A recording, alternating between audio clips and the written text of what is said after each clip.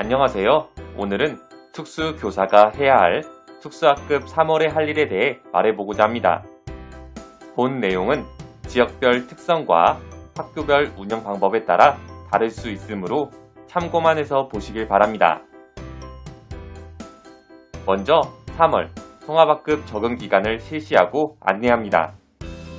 통합학급에 적응기간을 두는 이유는 먼저 특수교육 대상 학생이 스스로 통합학급, 일반학급 구성원임을 느낄 수 있는 기회를 주기 위해서입니다. 비장애 학생에게는 다양한 학급 구성원으로 장애 학생을 인식하고 수용할 수 있는 기회가 됩니다. 또한 통합학급 교사도 이 기간을 통하여 장애 학생 교육에 대한 생무성을 인식하고 장애 학생 교육을 위한 협력을 시작합니다. 내부 결제 후 통합학급 담임교사에게 안내합니다. 다음으로 통합교육 운영계획을 수립합니다. 통합교육 운영계획을 수립하여 특수교육 대상 학생이 일반 학급에서 행복한 학교 생활을 할 수 있도록 돕습니다.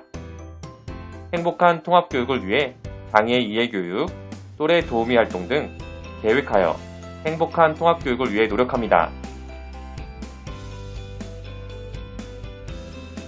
다음으로 개별화 교육지원팀 구성 및 계획서를 작성합니다. 장애인 등에 대한 특수교육법에 따르면 각급 학교의 장은 매 학년의 시작일로부터 2주 이내에 특수교육 대상자의 교육적 요구에 적합한 교육을 제공하기 위하여 보호자, 특수교육 교원, 일반교육 교원, 진로 및 직업교육 담당 교원, 특수교육 관련 서비스 담당 인력 등으로 개별화 교육지원팀을 구성해야 합니다. 또한 개별화 교육지원팀은 매 학기 시작일로부터 30일 이내에 개별화 교육 계획을 작성해야 합니다.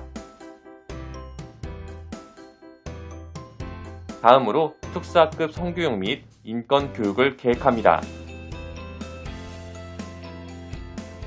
최근 장애 학생의 성폭력과 인권 침해, 교육권에 대한 관심이 많아지고 있습니다. 장애 학생 스스로 폭력 및 인권 침해를 예방하고 스스로의 안전을 보호하기 위해 성교육 및 인권 교육을 실시하여 교육합니다.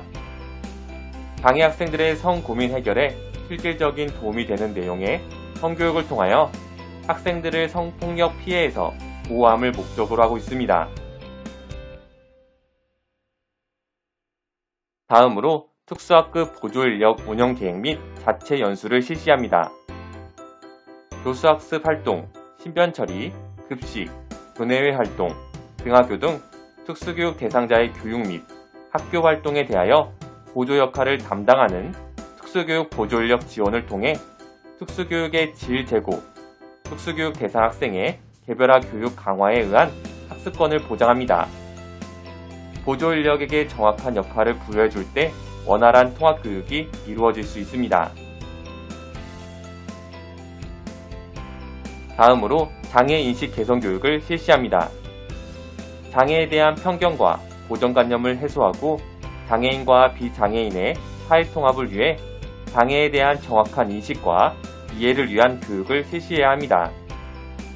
각급 학교, 학생 대상 장애이해 교육은 연 2회 이상 의무적으로 실시해야 합니다. 또한 각급 학교, 교육행정기관과 그 소속 산하기관, 직원의 장애인식 개선 교육을 위한 연 1회 이상의 의무교육을 실시해야 합니다.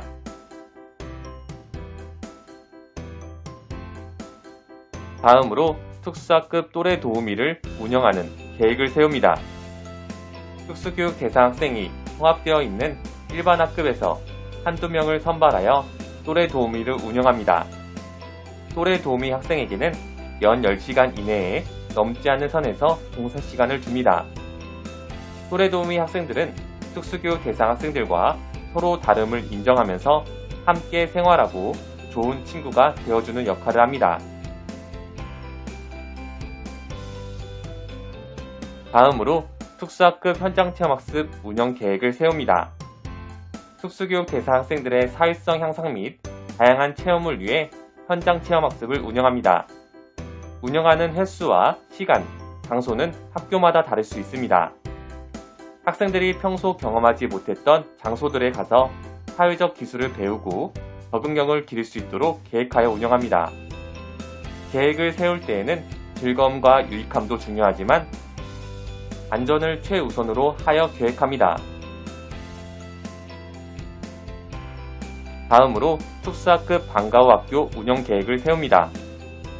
방과후 학교는 학생과 학부모의 요구에 따라서 교내 방과후 학교, 특수학급 방과후 학교, 자유수강권을 선택되어 운영됩니다. 학생의 방과후 학교를 위해 지원하는 금액이 있는데요. 특수학급 방과후 학교의 경우 학부모와 상담 후 요구에 맞는 프로그램을 구성하여 운영합니다. 교사는 방과후 학교 강사를 채용하고 강사를 관리하고 학생을 관리하며 계획을 세워 계획에 맞게 운영합니다.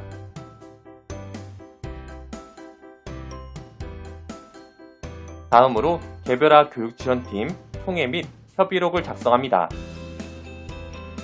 개별화 교육지원팀의 총회를 개최합니다. 개별화 교육팀에 속하는 교장, 교감, 보건교사, 진로교사, 일반학급 담임, 특수교사, 학부모 등 특수교육 대상 학생들과 관련 있는 모든 팀 구성원이 모여 회의를 갖습니다.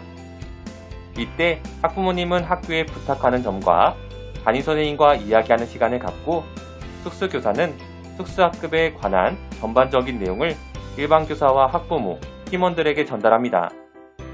전체가 모일 수 있는 시간이 많지 않기 때문에 정말 귀중한 시간임을 알고 잘 준비하여 개별화 교육협의회를 운영합니다.